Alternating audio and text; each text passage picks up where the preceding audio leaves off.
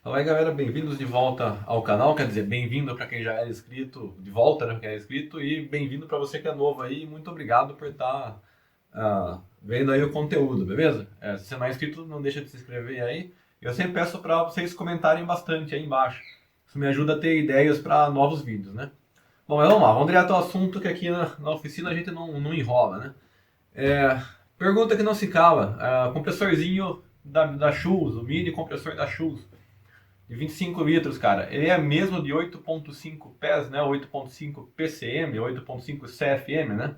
PCM e CFM é a mesma coisa. PCM é pé cúbico por minuto, CFM é a versão em inglês, é Cubic Feet per Minute.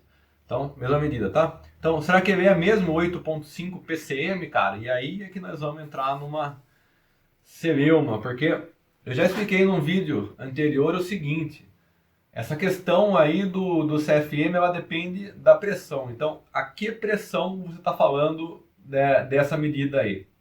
E aí é que complica. Então, vamos do começo. PCM, né? Pé cúbico por minuto. Significa o quê? Veja bem, pé cúbico é uma medida de volume, certo? Um pé é uma medida de comprimento. Então, um pé cúbico é um cubo com um pé de comprimento em cada lado. Então, isso daqui é um volume. Do mesmo modo que um litro, vamos falar em litro, vai? Litro é uma medida de volume. Então, beleza. Volume por minuto, que é por tempo. Então, volume por tempo, isso é uma medida de fluxo, tá? Basicamente, o que isso quer dizer? Qual o volume de ar que você consegue, que o seu compressor consegue bombear para a tua ferramenta por minuto.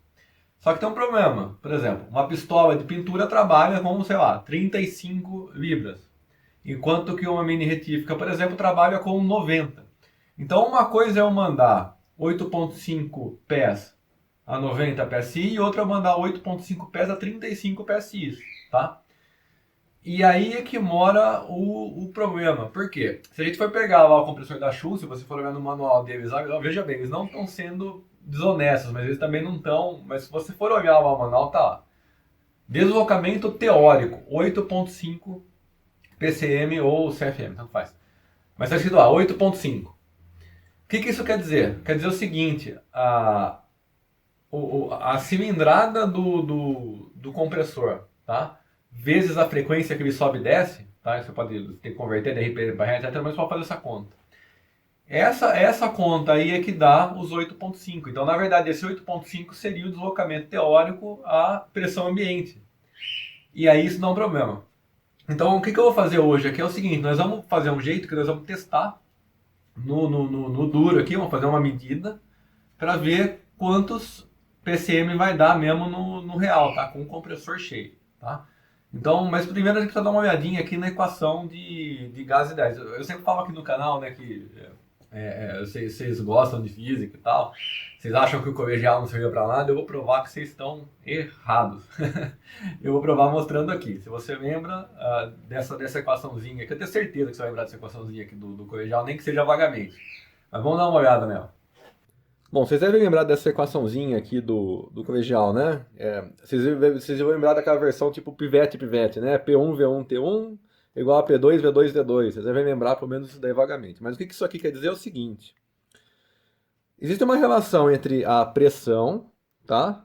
O volume e a temperatura de um gás, tá? Nós estamos falando aqui de um gás ideal. Eu não vou entrar nos detalhes que é um gás ideal, mas só vamos considerar que o ar comprimido do compressor seja um gás ideal para efeitos, né? Que é suficiente para a gente vai fazer. Então, existe uma relação entre a pressão, o volume e a temperatura de um gás, tá? Qualquer aqui, que essa relação aqui, pressão vezes volume sobre a temperatura, sempre vai dar um valor constante, tá? Então, o que acontece? Se a gente aumenta a pressão que o gás está, né? Ou seja, vamos supor que a gente saiu de 10 PSI para 50 PSI, então a gente aumentou a pressão. Se a pressão aumentou, então o volume que esse gás vai ocupar tem que diminuir pelo mesmo tanto, certo? Considerando que a temperatura seja a mesma, tá? Então o que acontece?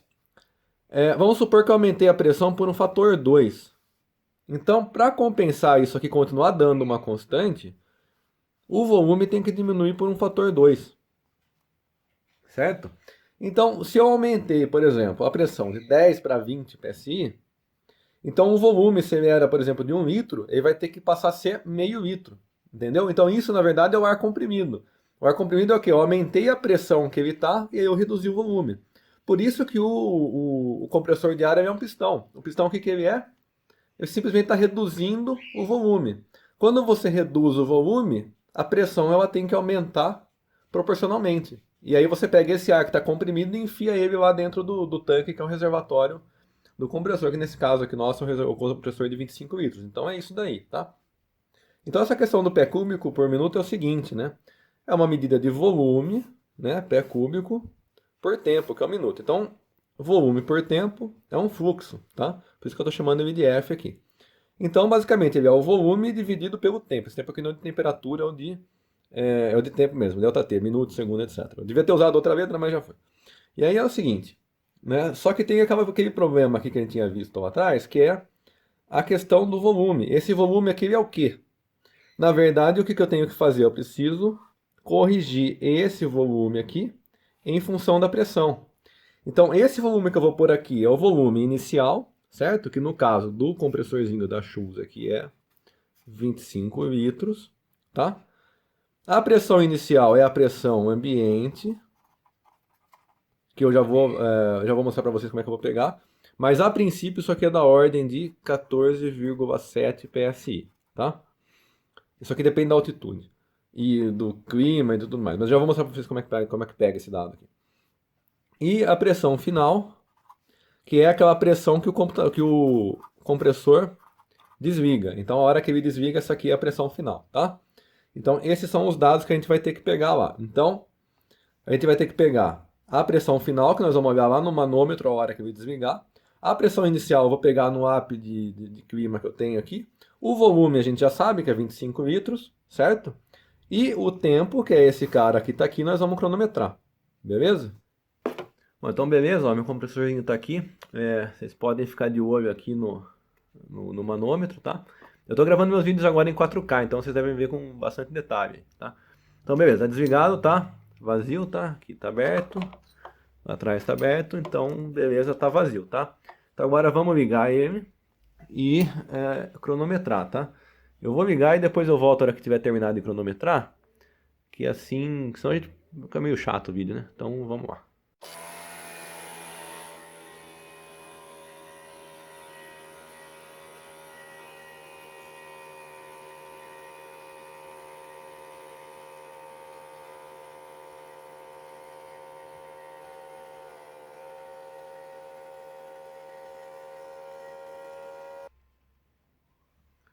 Então, beleza, ó, deu...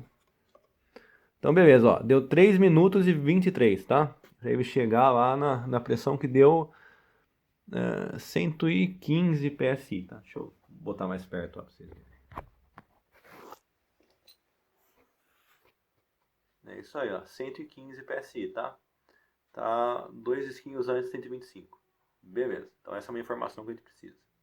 Vou pegar qual é que é a pressão inicial então, ó, eu vou usar o aplicativo aqui de clima. Daí, deixa eu abrir. E beleza, aí ó, a hora que eu ver aqui, parará, pressão, ó, tá vendo? Tá escrito pressão bem aqui no meio, 764,763. Aí agora a gente pega e converte isso daí para PSI. Bom, beleza, então agora é uma questão de colocar os números nos lugares aqui, certo?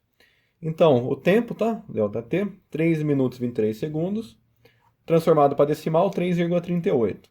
Beleza? Volume, 25 litros. Deu 0,883 pés cúbicos. Aqui pode ter algum errinho aí, porque tinha mangueira, isso e aquilo pode dar um pouquinho mais, mas tudo bem, não vai mudar muito o resultado, tá? Então, pressão final, 115 PSI, foi o que a gente viu lá no manômetro dele, tá? Se o manômetro está certo ou errado é uma outra pergunta a ser discutida também, mas vou confiar no manômetro dele, tá? E a pressão inicial eu peguei lá então no aplicativo que eu mostrei para vocês, converti deu 11 PSI. A pressão atmosférica a nível do mar, tá? Em condições normais, 14,7. Mas varia de acordo com o clima, etc. Vocês veem que hoje está bem baixa, né? Isso acontece, tá? Então isso aqui é importante. Você vê que não é uma variação desprezível, né, cara?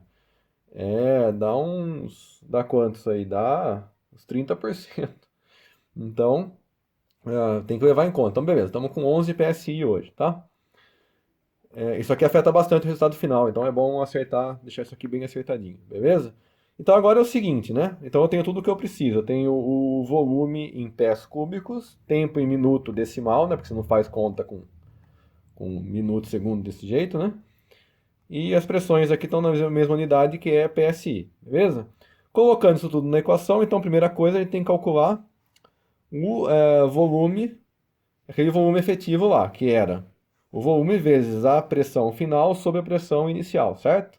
Então, 0,883 vezes 115 dividido por 11. Isso aqui dá 9,23, beleza? Vocês veem o seguinte, olha a relação aqui entre o volume equivalente à pressão atmosférica e a pressão total. Você vê que é um volume quase 10 vezes maior, né?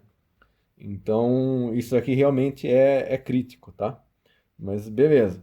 E aí o que acontece? Colocando tudo isso daqui lá, a gente vai chegar na equação aqui, né, do nosso fluxo. Então, 9,23 por 3,38, certo? E o resultado foi 2,7 ppm. Então, o nosso peso, nosso CFM aí, PCM, etc., do compressorzinho da Schultz. Na pressão de trabalho, 2,7 ppm. Bom, a gente precisa bater um papo sobre isso agora, né? Bom, então, em primeiro lugar, vamos direto ao ponto, que é aqui. Você deve estar pensando nessa hora, a Schultz mentiu, a Schultz está fazendo propaganda enganosa, o compressor dela, ela está vendendo o compressor de 2.7 como sendo 8.5? Não, porque eles deixam bem claro que é um deslocamento teórico. O problema é que isso daí é que nem uma vez quando eu tinha o meu Dodge Polara, que eu restaurei ele e tal, e a gente, né, brincava com o pessoal que tinha os Dodgeão V8, né, perguntava, quanto que faz esse Dodge aí? E o cara, não, faz 8 km por litro, né? Só que ele não te contava que era em cima do guincho. Então aqui nós estamos mais ou menos na mesma situação. É verdade que é 8.5 bom, se você pegar lá a cilindrada, beleza, dá 8.5, mas esse número não significa nada. O que significa é esse cara aqui.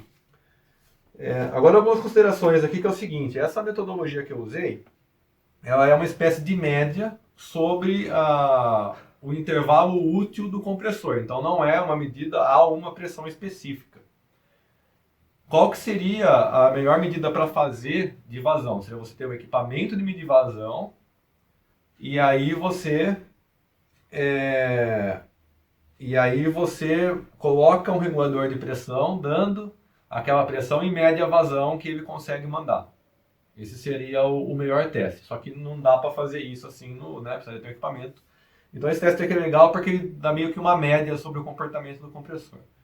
Outra coisa é o seguinte, existem regiões de pressão que o compressor tem mais eficiência do que outras. Então, no comecinho, você pode ver que você liga ele, fica um tempão lá até começar a subir a pressão. A hora que chegar em 75, ele vai rapidão depois de 100. Então você vê que ele tem regimes de eficiência um pouco diferentes, tá? Tem como fazer essa conta aqui para regimes diferentes. Você vai pegar o regime de trabalho dele, tipo 80 a 115, mas é um pouquinho mais complicado. Eu achei que assim ia ficar mais, tá? Então fica essa ressalva. Só que é uma medida aproximada, tá? Não é necessariamente uma medida assim, de laboratório precisa, mas dá uma boa ideia pra gente. Mas tudo bem. Agora, dito isso daqui, o que a gente deve esperar desse compressorzinho aqui da Schultz? Bom, em primeiro lugar é o seguinte. Por exemplo, pega uma ferramenta como essa daqui, tá? Essa aqui é uma micro retífica, acho que é a Perini, tá? Ele não vai dar conta desse cara. Por quê? Porque esse cara aqui, ele pede 4 PCM a 90 PSI. 90 PSI, cara, sinto muito. Assim, eu já até testei esse cara aqui, não vai. 2,7 seria 2,7 a 115. Daria um pouco mais, daria meio no talo para alimentar esse cara aqui, mas não vai, tá? Então, assim, na real, não dá conta. Talvez se tivesse um tanque maior, se deixasse eu respirar mais e tal, desse pra, mas não deu. No jato de areia, cara, mal menos, tá? Pistola de pintura, tá? Pistola de pintura ele aguenta. como vocês devem ter visto no videozinho lá que eu fiz sobre o kit de pintura. Então a pistola de pintura ele aguenta. Por que a pistola de pintura ele aguenta? Porque ele precisa de mais ou menos, a pistola da Airprex, se eu não me engano, é 6,5 PCM, mas é quantos PSI? 35. Se você fizer essa conta aqui, você vai descobrir que ele deve estar dando algo em torno de 8,1 PCM, algo em torno de 8,1 PCM a 30 PSI. Então ele aguenta, daí ele consegue manter a pistola sempre alimentada, tá? Então a questão agora é o seguinte, é você saber em que pressão você vai trabalhar. Então para essas coisas que precisam de pouquinha pressão, beleza, tranquilo, mas você sabe que você não vai manter uma ferramenta operando a 90 PSI nem com 4 PCM. Isso não vai acontecer, tá? Então é isso daí. O que eu esperaria da Schulz é que eles dessem uma medida, pelo menos se não constar no material de marketing, pelo menos no manual que dissesse lá 2,7 PCM a 115 PSI. Isso daria pra gente uma medida muito mais realista do que a gente está trabalhando. Outra coisa, você pode medir o seu e dar um número mais baixo ou mais alto que o meu, tá? Isso varia de equipamento para equipamento, inclusive o desgaste do equipamento com o tempo vai diminuindo a performance dele, então isso também é normal, pode dar até menos do que seria esperado, e aí é um sinal, por exemplo, de que você está com problemas de vedação de pistão, etc, tá? Então é isso.